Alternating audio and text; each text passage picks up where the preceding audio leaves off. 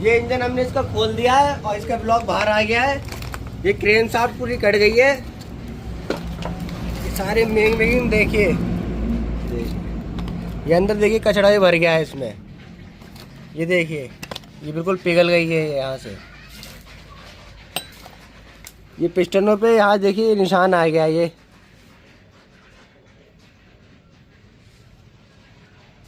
अब हम इसको खराद पे लेके जाएंगे। बस सही है।